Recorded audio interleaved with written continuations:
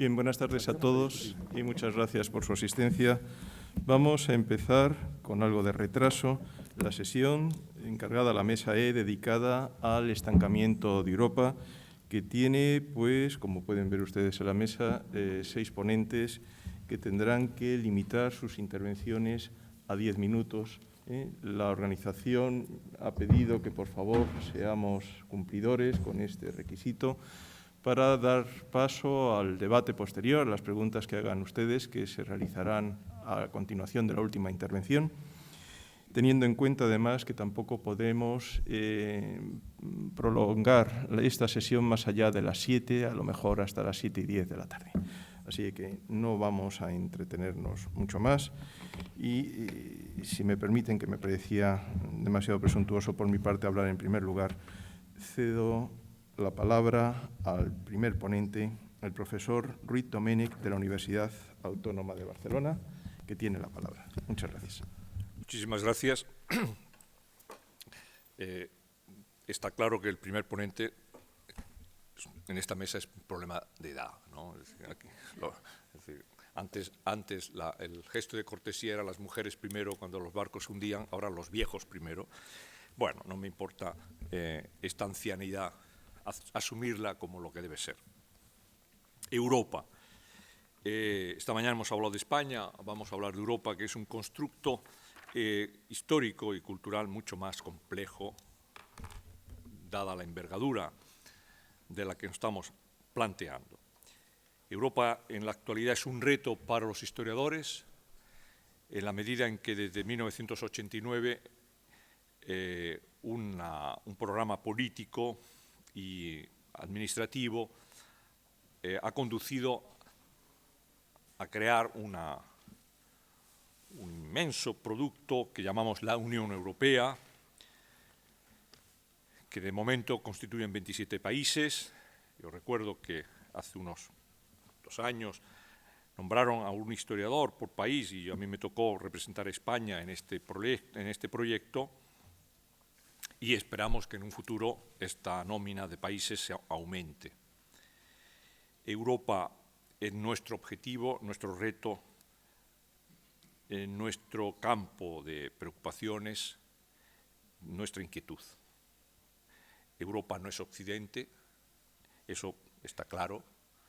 Europa tiene demasiados territorios, hay una Europa mediterránea, hay una Europa central, una Mitteleuropa, que dicen, aunque no están mucho de acuerdo con este concepto, una Europa danubiana, una Europa del Este, una Europa atlántica, en fin, una Europa septentrional, Noruega, Suecia, Dinamarca, en fin. Tenemos aquí expertos que lo van a decir. Europa, en su complejidad, tiene muchas matrices, tiene muchas raíces. Hay una latina, otra griega. Ha evolucionado en diversos momentos, digamos, en tiempos históricos muy diferentes. Hay una Europa que se ha escondido de sí misma durante siglos.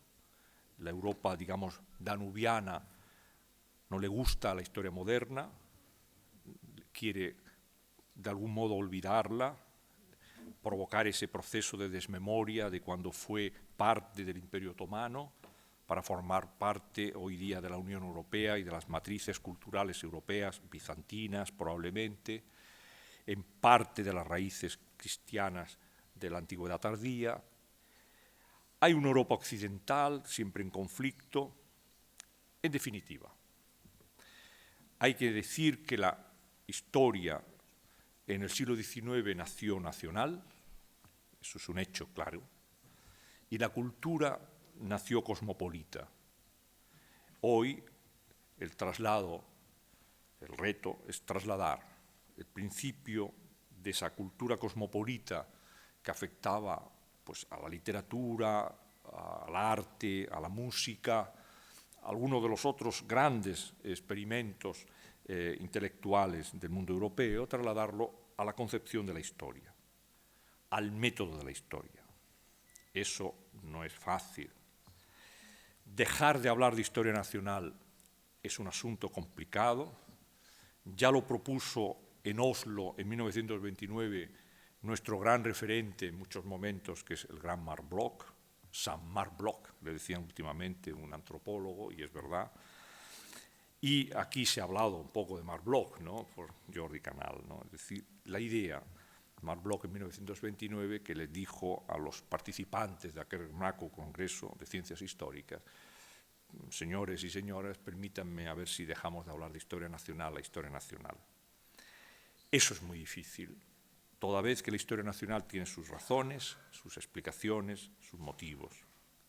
Pero nuestro reto es explicarles a quienes nos controlan, nos dominan, nos informan, plantean nuestros, en fin, dónde tienen que ir nuestras reservas económicas, en fin, nuestros ahorros, dónde tienen que ir nuestros impuestos, que es la Comisión Europea, decirles qué historia queremos. ¿Cuál es la historia europea? ¿Qué es Europa en definitiva? ¿Cómo nace? ¿Cuáles son los elementos que la configuran a lo largo de los siglos? ¿Qué cosas nos han unido, si es que alguna nos ha unido? ¿Y por qué en ese larguísimo proceso de larga duración, de varios siglos, de 17 o 18 siglos, nos hemos separado tanto? ¿Por qué ha habido tantos conflictos que a lo mejor un historiador del siglo XXV o XXVI dirá que son conflictos civiles? ¿Por qué hay la guerra de los 100 años, la guerra de los 30 años, las guerras de Napoleón, las guerras, la Primera y la Segunda Guerra Mundial, ¿no? Son enfáticas, pero son así? ¿Qué ha pasado? Es cierto que Europa tiene elementos de distinción si lo miramos desde el punto de vista de la gran geografía, como hacen los geógrafos. Yo siento devoción por el gran geógrafo de Minnesota, Yi-Fu Tuan, que como su nombre indica es norteamericano, de origen chino, claro, que Yi-Fu Tuan, en un espléndido análisis sobre el cosmos y la Tierra, el cosmos y el hogar, le llama él, compara China y Estados Unidos.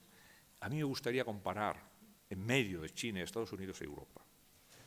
Él plantea tres fundamentos: religión, ciencia y matrices culturales, para esos dos grandes territorios.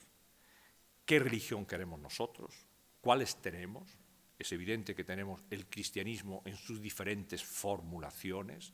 No es lo mismo el cristianismo copto, el ortodoxo griego, el latino, el planteamiento luterano, el calvinista, en fin, el anabaptista. Hay tantos que, por lo tanto, la unificación es complicada. La ciencia. La ciencia es un procedimiento, un conocimiento, un saber hacer que incide más en el hacer que en el saber, un fenómeno de rectificación del pasado, del legado.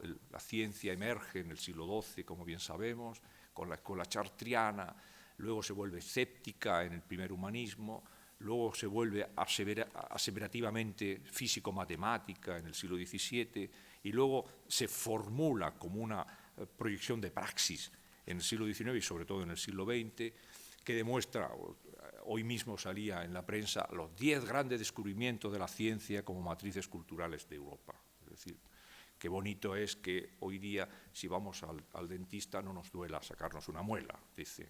Es verdad, la ciencia. Y finalmente las matrices culturales.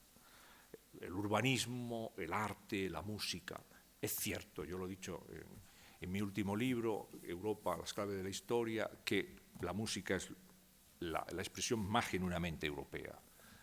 Europa crea su propia música después de un esfuerzo casi de varios siglos que culmina en un esfuerzo de estos que de tan grande desaparece, que es Mozart, ¿no? Mozart, el gran músico europeo al que nadie le hace caso, pese a ser tan famoso. Etapas. Claro que una historia son etapas, son cronologías, periodizaciones. En la historia de Europa las periodizaciones son muy marcadas. Tenemos 3 grandes momentos, 3 grandes ritmos que configuran la historia europea y que hoy día más o menos llegamos a ese consenso. El siglo XI, que casi coincidía con España, el siglo de las grandes revoluciones que transformaron el perfil europeo, el siglo XVIII, ¿por qué no? El gran siglo denostado, pero al mismo tiempo envidiado, el siglo que fue ocultado, y y este es el problema al que yo quería aquí poner el punto y la guinda final, la segunda o el último tercio del siglo XX. Entre 1968 y 2010, es decir, antes de ayer, cuando éramos jóvenes, al menos yo, y hoy, antes de que esto se acabe, es decir, se acabe el año, ¿no? Aquí en esta tierra tan maravillosa que es Santiago, que es en el Finisterre, se ha producido algo para Europa de enorme intensidad. Tengo que rendir homenaje a mi buen amigo y, en fin, al que lloro siempre porque ya no puedo mandarle email para ver si lo que digo es verdad, Tony Judd, ¿no? Cuando hablaba de este periodo histórico. Él sabía claramente que estos últimos años, del 68 hasta hoy, eran los momentos claves, tercer periodo. Envidiaba que yo resituaba siempre el problema en el siglo XI, tan lejos que por lo tanto es tan difícil de determinar. Pero estamos viviendo una cosa muy parecida a cómo se produjo en los años centrales del siglo XI, reforma gregoriana, matrices urbanísticas, etc. Distanciamiento con respecto al mundo griego, rechazo de Asia Menor, rechazo del mundo islámico, etc. Aparición de los turcos. Fijaos cómo la historia de Europa llega, ¿no? Es como una especie de ritornelo, ¿no? Como si realmente Mozart nos llamara a la vida. Es un poco el così fan tutte de mozartiano. El último tercio del siglo XX es la clave de todo. Por favor, ya voy terminando. Europa, y con esto termino, señor presidente, también es el tiempo. Descubre la razón de que la historia tiene un ritmo que es inevitable. Lo peor que puede ocurrirle a un europeo es perder el tiempo. Muchas gracias.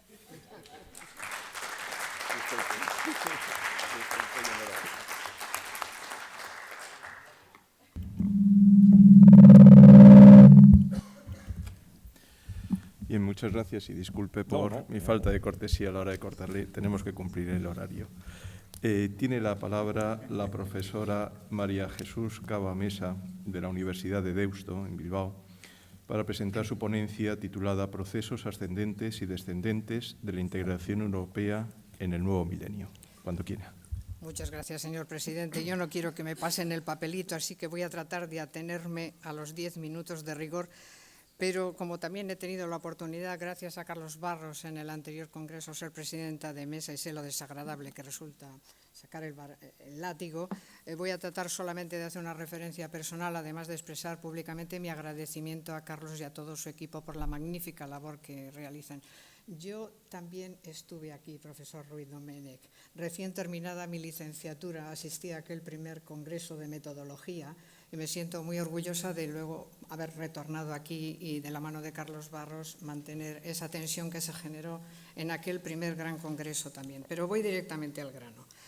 Debo resumir, se lo decía Xian hace un momento, quizás de una impresión deslavazada.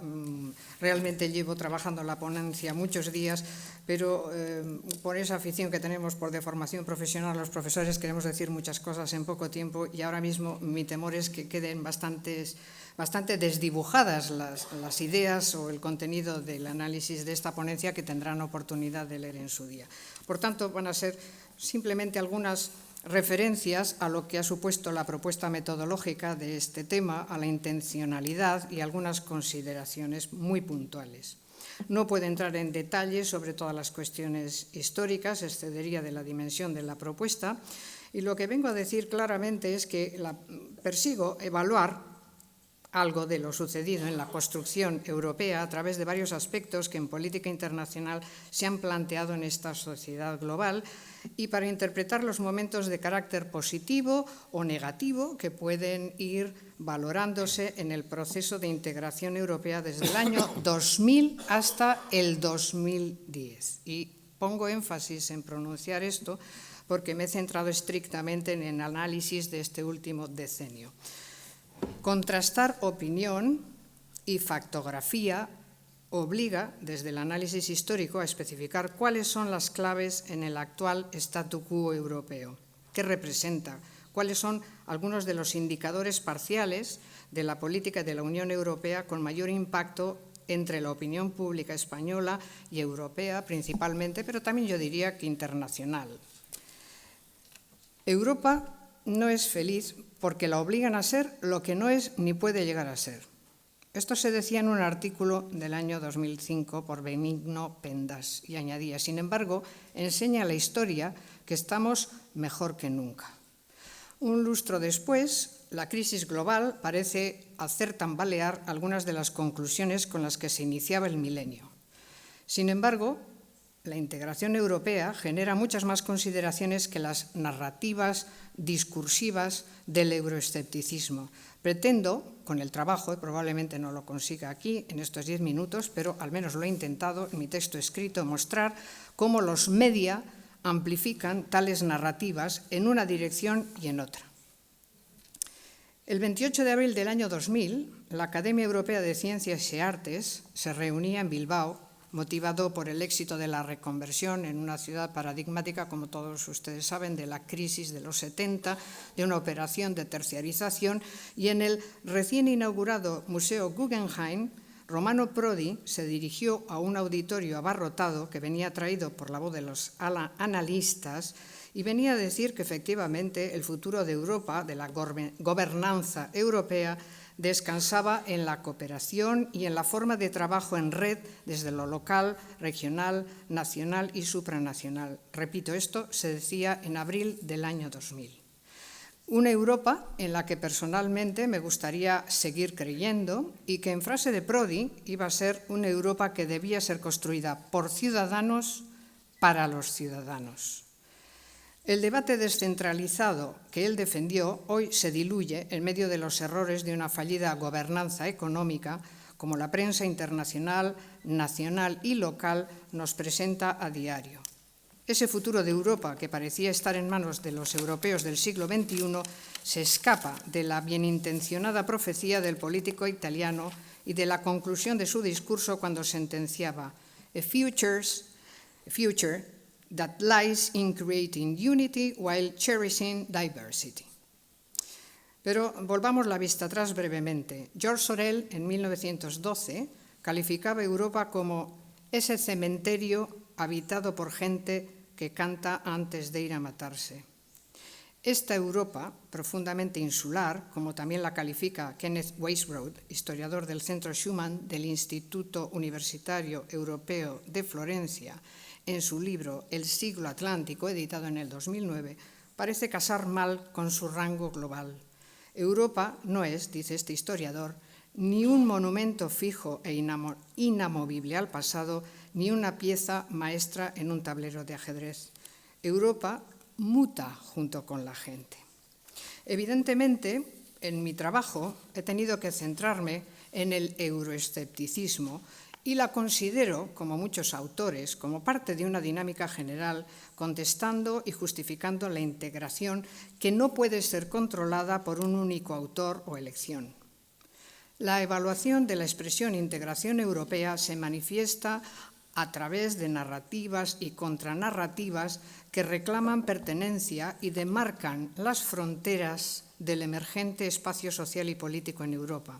Sea como fuere, se trata de una forma de contestación política y la esfera pública en la que se manifiesta es incuestionable. Pero naturalmente hay toda una constelación de euroescepticismos en plural.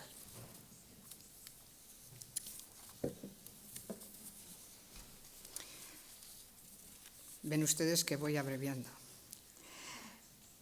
El proceso de integración, no obstante, y limitándome a alguna consideración sobre la gobernanza económica, y quizás porque estamos muy mediatizados también por las recientes declaraciones, incluida la de la señora Angela Merkel esta misma mañana, el proceso de integración europea no ha debilitado a los Estados miembros. Tampoco lo ha hecho durante el anterior decenio, y menos aún en este, sostengo.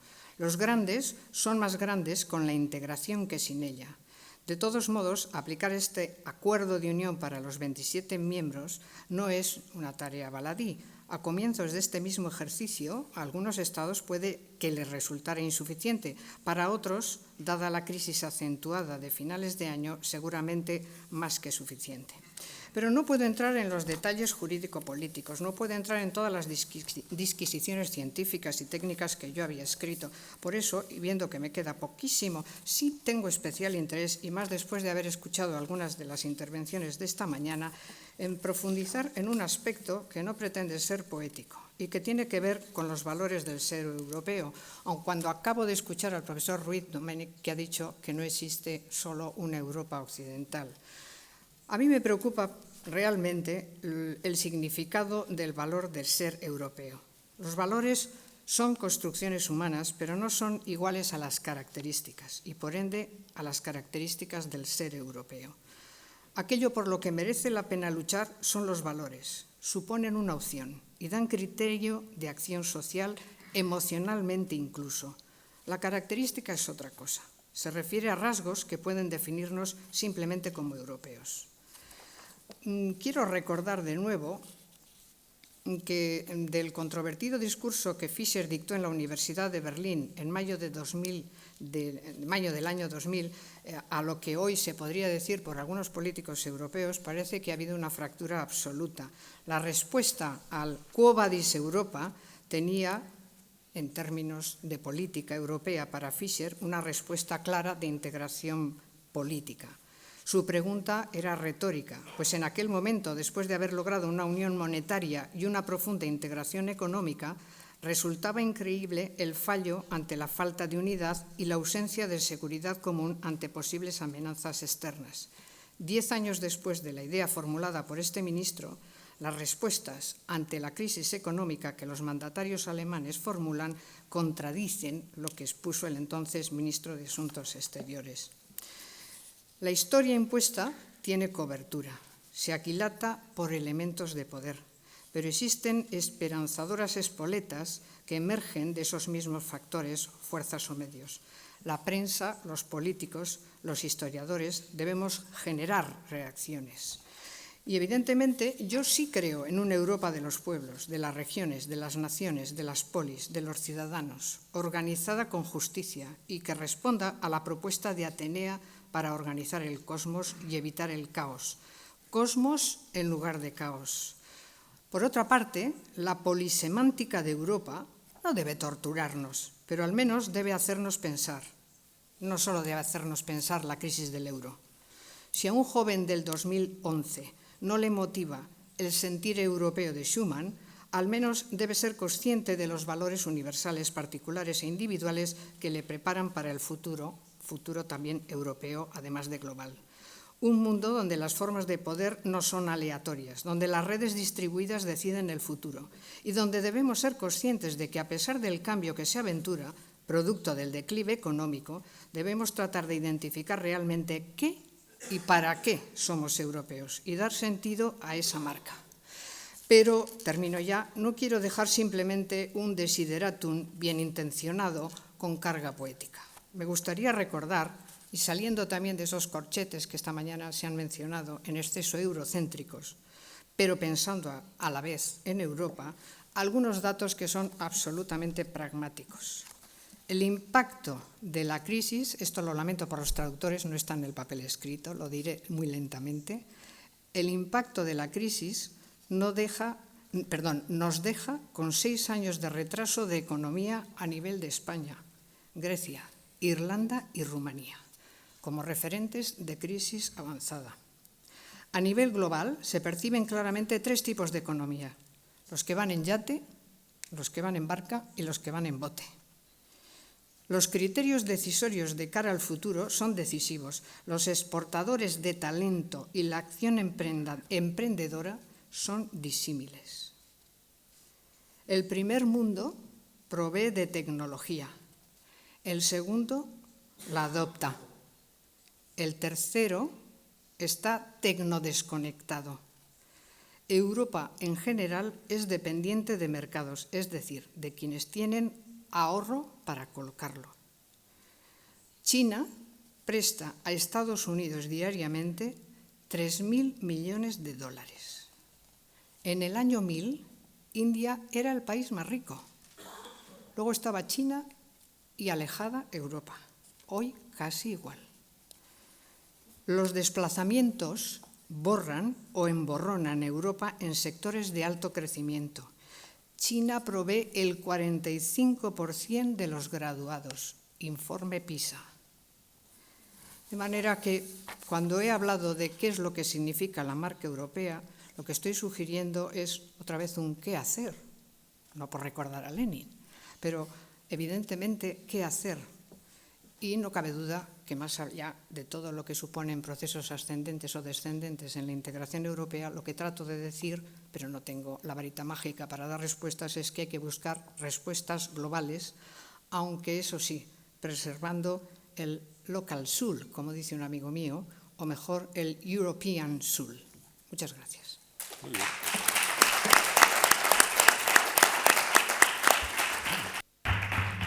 Muchas gracias, profesora.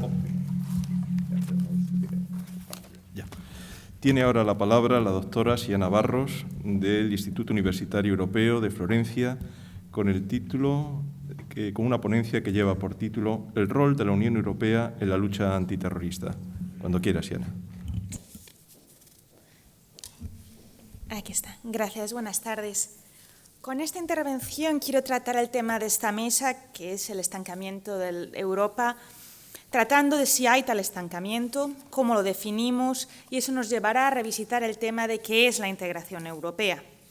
Este tema lo voy a tratar desde mi propia investigación, que es desde ciencia política y está centrada en el rol de la Unión Europea en temas antiterroristas y, en concreto, en los procesos de toma de decisiones de ciertas medidas antiterroristas. Ya se ha tocado por académicos que han intervenido antes el tema de que la Unión Europea fue creada en ese momento, las comunidades europeas, después de la Segunda Guerra Mundial, con un perfil claramente técnico, es decir, para realizar ciertas funciones específicas. Hemos visto todos cómo a lo largo de las décadas que han venido después, ha adquirido ha entrado en el área de integración política. Esta vocación política claramente no estaba en su inicio. Paralelamente a este fenómeno podemos ver cómo ha habido un auge de un cierto euroescepticismo en los últimos años que ha llegado al turning point, al momento clave, que es la pérdida de los referéndums, tanto en Irlanda como en Francia, del Tratado Constitucional en el 2005. El hecho de que el Tratado Constitucional no pasara en los referéndums en el 2005 muestra no solo que hay un euroescepticismo en auge, porque, como ha dicho la profesora Cava, euroescepticismos hay que hablar en plural, hay muchos, no son homogéneos, varían por país, y que haya un euroescepticismo más amplio hoy, digamos, mayor que lo que había hace 15 años, no quiere decir que la mayor parte de las sociedades europeas lo sean, simplemente que se ha abierto un debate en el que se pide justificación y se cuestiona Europa que antes estaba ausente. Lo que yo creo y defiendo en mi intervención es que la pérdida de estos dos referéndums ha hecho claro e innegable que la integración europea ahora tiene una dimensión electoral y popular. Y eso nos lleva a hablar del tema que se repite una y otra vez cuando se habla de la Unión Europea hoy en día, que es el tema del déficit democrático. Hay un gran debate sobre el término, pero se puede resumir fácilmente diciendo que a la Unión Europea se le acusa de no ser suficientemente representativa de las sociedades europeas. Hay que decir que la Unión Europea no es la única que sufre el déficit democrático. Las democracias nacionales de los Estados miembros europeos también sufren déficits democráticos y han sido cuestionadas por este tema. Es decir, es general en el mundo occidental un hastío hacia la clase política y hay diferentes debates que llaman a una mayor profundización de la democracia. El tema es que el déficit democrático de la Unión Europea es específico por dos razones. Una, porque es más grave que lo es para los Estados miembros, porque aunque haya un hastío en las democracias nacionales no lleva al cuestionamiento del Estado, pero sí puede llevar al cuestionamiento de la Unión Europea, y también por las complejidades institucionales que tiene la Unión. Y eso va unido a lo que es un déficit comunicativo, es decir, los problemas que tiene en general la Unión Europea y sus instituciones para comunicar y para justificar sus acciones. Bien, he planteado lo que ha sido en la última década los grandes procesos institucionales de la Unión Europea que hemos visto que han sido cuestionados y desde diferentes puntos. Lo que yo defiendo en mi artículo es que hay una gran desconexión entre estos grandes procesos institucionales que están bien documentados por la atención mediática y la realidad empírica en las diferentes políticas públicas de la Unión Europea en diferentes ámbitos. Y yo, en concreto, me remito al tema de la política antiterrorista de la Unión Europea. La política antiterrorista de la Unión Europea en los últimos 10 años no ha hecho más que aumentar. Desde el 11 de septiembre, los Estados miembros de la Unión, por unanimidad, han decidido involucrar mucho más a la Unión Europea en diversos temas antiterroristas. En algunas áreas, la Unión Europea adquirió poderes débiles, como es en cooperación policial operativa o integración equitativa de inmigrantes. En otros, al contrario, la Unión Europea adquiere poderes fuertes, por ejemplo, en temas de cooperación judicial penal o cooperación transatlántica en intercambio de datos. Vemos entonces que la Unión Europea está involucrada de manera muy asimétrica en esta área concreta, como lo está en muchas otras. En todo caso, está claro que no estamos hablando de que la Unión Europea haya adquirido competencia exclusiva en temas antiterroristas. Pero la Unión Europea raramente tiene competencias exclusivas en ninguno de los temas. Entonces, uno de los elementos que yo defiendo en mi artículo es que la pregunta clave para entender de qué manera la Unión Europea se involucra en la gobernanza de Europa no es preguntarse si la Unión Europea tiene competencia exclusiva sobre un tema, que normalmente no lo tiene. Tampoco es ni siquiera preguntarse si tiene competencia compartida, porque la Unión Europea hoy en día tiene competencia compartida sobre la mayoría de los temas claves. Sino es preguntarse, hacer un análisis sistemático de qué tipo de poderes tiene, cómo se implementa y cómo la Unión Europea se ejecuta. Es decir, en resumen, es llamar a un análisis más sistemático y sin simplismos, que obviamente dificulta a la Unión comunicar al público cuáles son actualmente los poderes que tiene. Y en este esfuerzo de entender mejor qué es la integración europea, querría destacar que tampoco se debería asimilar integración europea con lo que algunos llaman integración vertical, es decir, transferencia de poderes ejecutivos de los gobiernos centrales a instituciones europeas, porque pasa, pero no siempre es el canal preferido y desde luego no suele ser el canal preferido en temas de seguridad y sobre todo en seguridad interna. Ahí sucede más lo que es integración horizontal, con medidas como reconocimiento mutuo, en los cuales, en base a reglamentos negociados y decididos al nivel de la Unión Europea, se transfieren nuevos poderes a autoridades nacionales, por ejemplo, jueces, extrayéndoselo a ejecutivos centrales. Uno de los ejemplos claves de eso, un ejemplo clásico, sería la Orden de Detención Europea, en el que un juez francés, si emite una orden de detención, un juez alemán debe tramitar esa orden de detención como si fuera una orden alemana, siempre y cuando eso se cumpla ciertas condiciones y se vaya para un cauce procedimental adecuado. Bien, entonces la idea clave en esta idea, en profundizar qué es más la integración europea y cómo conocerlo, es que no siempre incluye a las instituciones europeas, lo cual, quiero decir, tiene ciertos límites. En los casos en los que instituciones europeas no están incluidos, el límite, digamos, la intensidad de la integración tiene algunos límites en seguridad interna y por eso es que el Tratado de Lisboa, que entró en vigor en el 2009, abre las posibilidades para una nueva cooperación aún más profunda en temas de seguridad interna. Y también lo que abre de hecho, le da muchos más poderes de veto al Parlamento Europeo. Y ahí vemos una de las, soluciones que los Estados miembros han preferido para este déficit democrático, que es darle derecho de veto. Hoy en día, en temas de antiterrorismo, el Parlamento Europeo tiene en gran parte de ellos derecho de veto. Eso es un cambio histórico de lo que solía ser antes. No son en todos los temas antiterroristas, pero aún así vemos un aumento clave de la capacidad de veto del Parlamento Europeo, y no solamente en ese tema, pero en muchos otros hay una extensión. Recapitulando, entonces, cuáles son las ideas fuerza de lo que acabo de presentar. Para empezar, que hay, digamos, los debates que más llegan a los medios de comunicación y que digamos, centran el debate de ciencias políticas y de otras ciencias sociales, suelen ser sobre los grandes temas institucionales, que vemos ahí si ha habido un auge digamos, de una cierta contestación, o por lo menos de un más debate político que ha llevado a la pérdida de los referéndums. Pero hay un total desfase de eso y de ciertas políticas públicas de la Unión que avanzan por carriles distintos, lo cual no quiere decir, obviamente, que si llegáramos a un tiempo, que no lo estamos ahora, de un escepticismo voraz a través de Europa, eso obviamente llegaría a cada una de sus políticas públicas. Pero hoy en día hay un desfase, no ha pasado del nivel de cuestionamiento de procesos institucionales globales.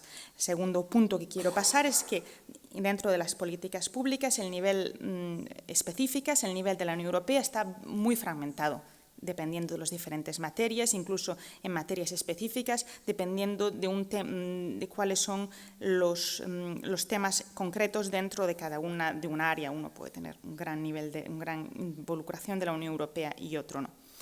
Y el tercer punto es que se debe abrir un poco la manera en la que entendemos la integración europea, que no siempre es por un transferimiento de mayores poderes a las instituciones europeas, aunque, digamos, esta integración más light tiene bastantes límites, y desde luego sin una integración mayor del Parlamento Europeo, que ahora con el Tratado de Lisboa parece que aumenta, es muy complicado, desde luego, hacer frente al déficit democrático y, desde luego, al déficit comunicativo.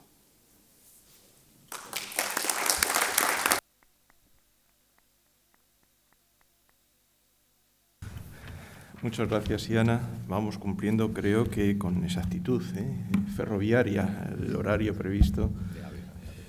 Tiene entonces la palabra el profesor finlandés Olavi Folt, de la Universidad de Oulu, en Finlandia, que va a presentar una ponencia cuyo título es Europa en el mundo de la posguerra fría. Cuando quiera. Dear Chairman, dear colleagues,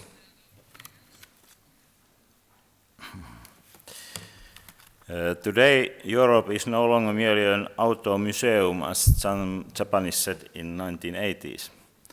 Through the European Union, Europe is a very significant economic player on the world scale.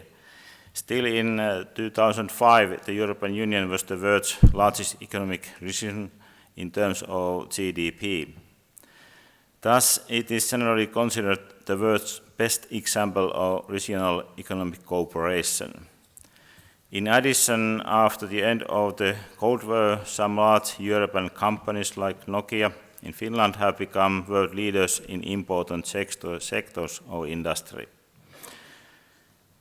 The European Union has sought to fortify its image also politically and militarily. Through the European Union's military importance is nowhere near its economic importance. For this reason, the European Union has assumed more the role of mop-up extensor than that of an actual fire extensor.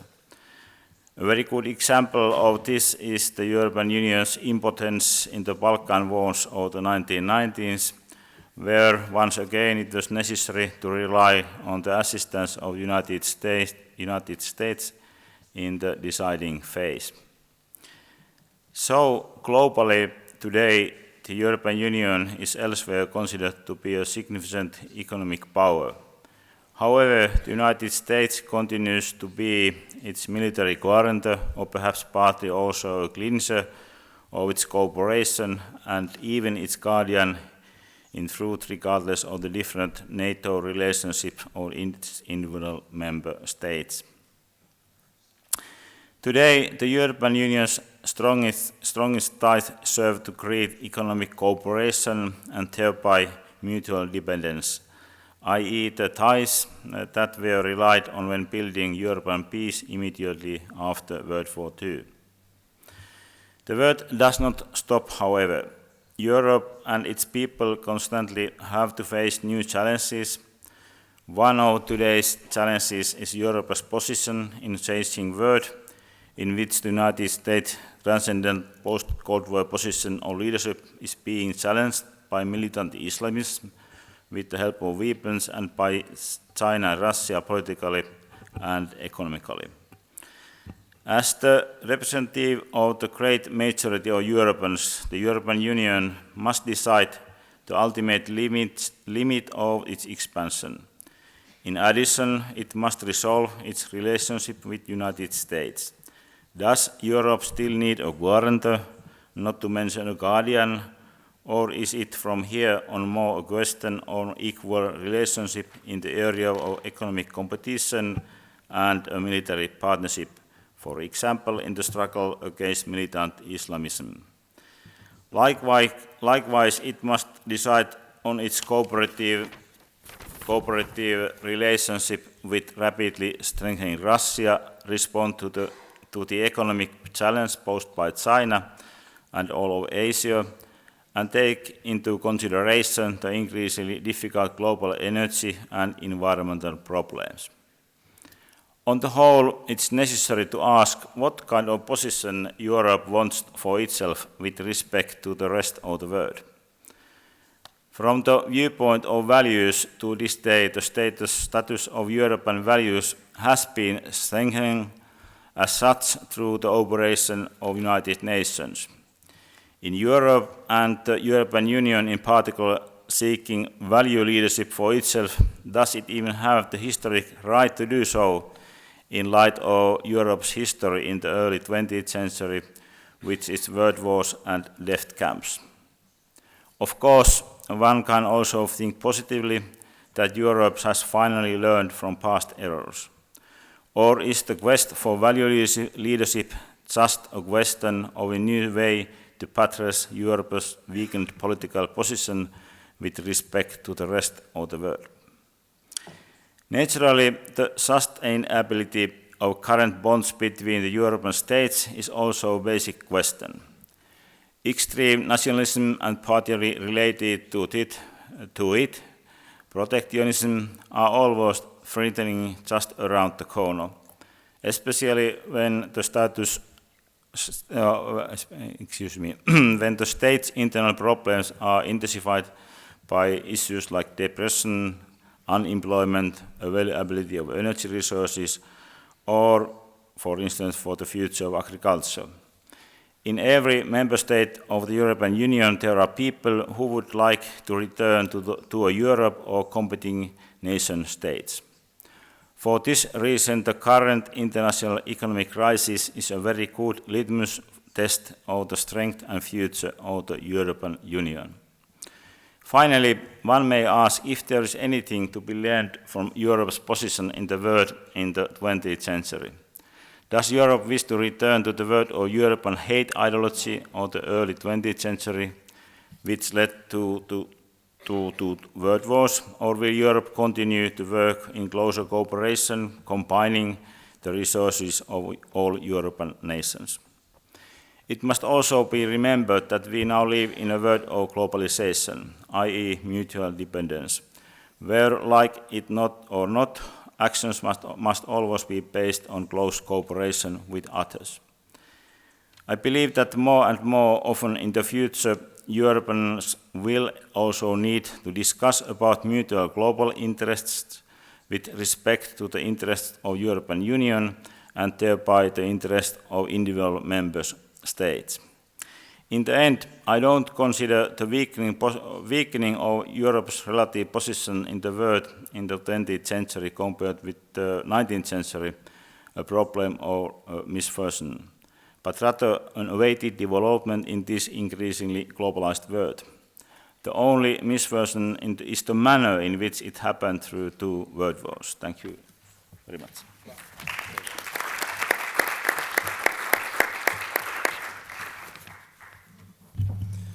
Bien, pues muchísimas gracias por su concisión, profesor. Y ahora tiene la palabra la profesora Cristina Blanco. Cuando quiera. Vale, muchas gracias. En primer lugar, quería agradecer a todos los organizadores, en especial al profesor Carlos Barros, por esta oportunidad de encontrarnos en persona, ya que hoy en día las nuevas tecnologías nos permiten realizar de manera efectiva un debate sobre nuestra disciplina y romper las fronteras de la misma en colaboración con otras. Pero yo creo que este encuentro directo nos permite sobre todo ir más allá y realizar un encuentro casi familiar que nos ayuda a ver las dimensiones reales de la discusión sobre la disciplina. Alejo un poco el micrófono. Sí. Entonces, gracias por esa oportunidad. ¿Todavía más? ¿Así? Vale. Espero que me escuchen ahora. ¿Sí? Vale. Por otra parte, una vez que he observado cuál era el tema principal de esta sesión, el estancamiento de Europa, y dada mi especialización en temas de ampliación de la Unión Europea, una ampliación que es más que una simple suma de miembros, ¿no?, a una unión, es sobre todo una multiplicación enriquecedora de culturas políticas, mentalidades, identidades y valores, de los que hablábamos antes. Intentando buscar un poco la ligación entre ambas, la política de la ampliación de la Unión Europea y el estancamiento de Europa, me vino sobre todo a colación la idea de la fatiga de la ampliación, ¿no? Esta fatiga de la que se habla tanto en muchos medios de comunicación y que muchas veces percibimos como una manifestación del tiempo más breve de lo electoral, la expresión mediática, ¿no?, de un sentir popular, político, etc. Por lo tanto, no quise abordar el tema de la fatiga de la ampliación desde el punto de vista de una descripción del mismo, ¿no? Quise ahondar un poco en sus causas y, a mi modo de ver, las causas de esta fatiga, de esta expresión de fatiga de la ampliación, se refieren a la idea de frontera, que es una de las ideas claves en la formación de la Europa comunitaria. La idea también de frontera final. Esta fatiga ataca no solamente al procedimiento de la unificación de Europa, sino también a su finalidad. Y quizás desde ese punto de vista es muy radical y es algo diferencial, ¿no?, con respecto a críticas del pasado. La frontera, sin embargo, no es simplemente una frontera física, donde pensamos que está la frontera final de la Europa que se construye. Bajo mi punto de vista, es sobre todo una frontera de identidad. Y en el caso que más he estudiado, gracias a mi investigación y también al trabajo que he podido realizar en la Dirección General de la Ampliación, en la Comisión Europea, poco después de la gran ampliación de 2004, fue en el año 2005, y entrevistando a autores, a las personas que han tomado las decisiones con respecto a este proceso y leyendo documentos al respecto, mi impresión es que esta frontera de identidad tenía dos direcciones principales. Más que nunca, la ampliación de la Unión Europea hacia el este nos ha creado una serie de disyuntivas fundamentales para el propio proceso, dado que incorporábamos por primera vez países que no solamente habían estado aislados, como era el caso, por ejemplo, de España y Portugal, por un sistema autoritario, un régimen diferente a la democracia que unía a los primeros miembros de la Unión, sino que habían vivido un sistema completamente distinto, un sistema económico, político, de mentalidades completamente distinto, y se integraban a esta unión, ¿no?, a este club europeo. Por lo tanto, nos planteaba desafíos fundamentales y esta oposición entre europeidad, carácter europeo, y alteridad estaba más viva que nunca, más presente que nunca en los debates y en la medida en que las decisiones podían cambiar el rumbo de la integración europea. La división entre europeidad y alteridad, sobre todo de los países del centro y del este de Europa, se basa en un eslogan utilizado de forma mediática y política que se llama el eslogan del retorno a Europa, muy presente entre las nuevas élites de los países del centro y el este de Europa, y que proclama que sin estos países la Unión Europea jamás sería plenamente europea, y que así se cumplía un deber casi ético, moral, de retorno a la matriz de la que fueron separados por un paréntesis que caracterizaban como antinatural, el paréntesis del comunismo. Por lo tanto, esta es la idea de europeidad de los países del centro y el este de Europa. Por otro lado, tenemos la alteridad, una alteridad de todos aquellos que se oponían un poco a la integración de esos nuevos Estados miembros, que hablaban de diferencias irresolubles de mentalidad, de cultura política, de valores, etcétera. Lo que ocurre, y esto es lo más importante, y algo que une el tema de esta mesa redonda a todos los demás temas de la conferencia, es la idea de que la alteridad es una frontera instrumental. La identidad no es una esencia, sino un discurso, y esa alteridad se ajusta a los intereses del propio contexto. Cuanta más convergencia hay entre los intereses de candidatos a la Unión Europea y las propias instituciones o aquellos países con un mayor poder de influencia dentro de la Unión, menor es la alteridad de quien desea acceder. Cuanto más divergen estos intereses, mayor es la distancia hacia ese otro. Yo creo que la alteridad ha sido una constancia en las relaciones políticas, sobre todo las relaciones exteriores de Europa con el resto del mundo, y ha marcado las fronteras sucesivas de lo que somos y lo que queremos ser.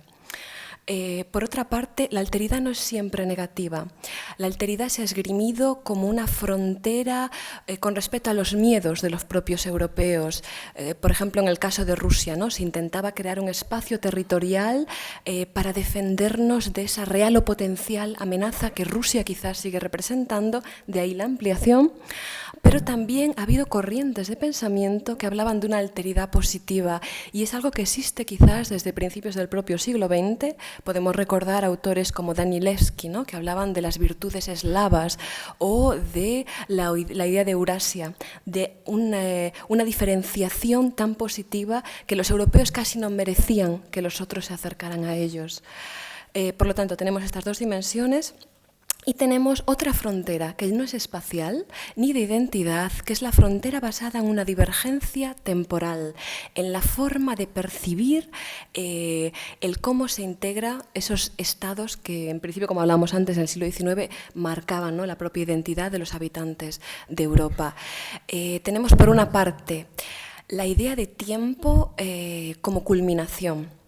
Muchas veces, sobre todo a través de las estrategias de comunicación de las instituciones europeas, la idea de tiempo es la idea del progreso, ¿no?, de la modernidad, según la cual la historia de la integración europea, la Europa unida, es la culminación de una historia de fracasos europeos. Es como la sublimación de la historia de Europa. Por fin se realiza una historia pacífica, en consenso, y que lleva a resultados en principio beneficiosos para todos sus miembros, ¿no?, aunque también crea desigualdades en su interior.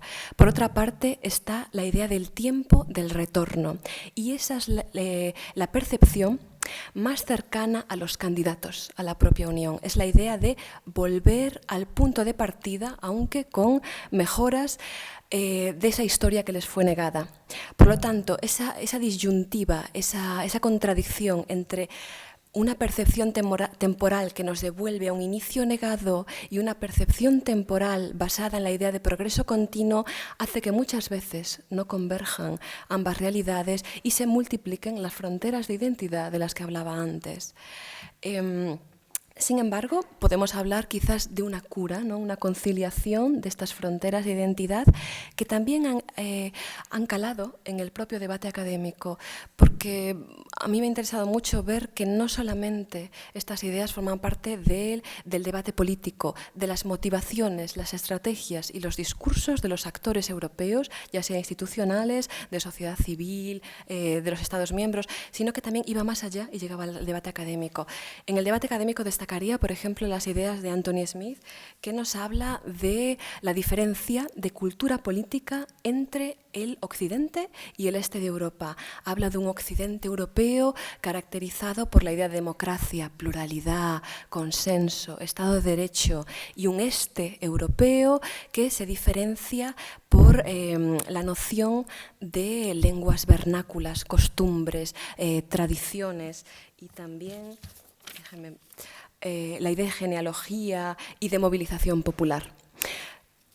Otros autores, como Ivor Newman, por ejemplo, han incluso negado que existiese un verdadero deseo de retorno a Europa, sino que el retorno a Europa se instrumentaliza para fines políticos de esa nueva élite, que en muchos casos, de manera muy interesante, recupera los textos y los testimonios de antiguos miembros, por ejemplo, del movimiento europeo, del movimiento federalista europeo, que formaban parte de la sección de naciones cautivas, ¿no?, del este de Europa, en esos movimientos en el exilio, ya sea en Londres o en París. Se recuperaba todo ese testimonio y se utilizaban las nuevas campañas políticas a partir de los años 90. Muchas veces genuino, muchas veces, según algunos autores, como he mencionado a Ivor Newman, un poco forzado y quizás creando otra nueva frontera instrumental. De todas maneras, como les decía, se ha hablado también de conciliaciones de esta frontera de identidad.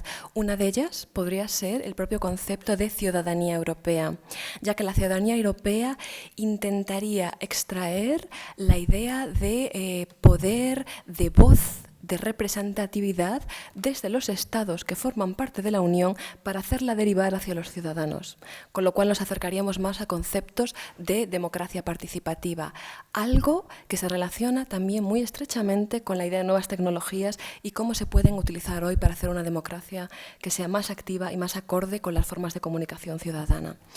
Por último, querría indicar que, ya que uno de los principales objetivos de esta conferencia es la generación de puntos de debate, he encontrado ciertas sinergias, sobre todo con la ponencia de la profesora María Jesús Cava Mesa, que nos hablaba de que los valores no son características. Por lo tanto, lanzo quizás la que será mi primera pregunta. Si no son características, son voluntades. Y entonces mi pregunta final sería la siguiente. La historia de la integración europea es la historia de una voluntad, la historia de una voluntad consciente de cambiarla, para cambiar la realidad, o se trata más bien de una más o menos exitosa adaptación a los constreñimientos y el determinismo heredado del pasado. Muchas gracias. Cosa más. Después del final de mi conferencia, quería invitar a todos los asistentes a recoger unos materiales que he traído desde mi centro de investigación en Luxemburgo. Se llama el Centro Virtual del Conocimiento sobre Europa, perteneciente al Gobierno de Luxemburgo. Y estamos preparando 2 conferencias a las que quería invitar a todos los presentes. Una sobre la historia de España y su relación con la construcción europea y otra sobre historia digital, algo en lo que he visto que mucha gente está especializada y a un gran nivel. Por lo tanto, les invito a coger esos materiales y estar en contacto conmigo, ya que les lanzo esta invitación general. Muchas gracias de nuevo. ¿Sí? Muchísimas gracias por su intervención y la concisión. Y ahora ya me toca finalmente dirigirme a ustedes. Y después del ejemplo que han dado mis compañeros de mesa, tendré que ser particularmente severo con el uso del tiempo. Mi nombre es Rafael García, soy de la Universidad de Santiago y lo primero que quiero hacer es agradecer a los organizadores de este fantástico congreso pues, su amabilidad al invitarme y felicitarles sin duda pues, por la organización y las dimensiones de este evento. Lo que quería plantearles con mi comunicación brevemente es una reflexión y una propuesta. Partía del hecho, coincidiendo un poco con el aniversario de la entrada en vigor del Tratado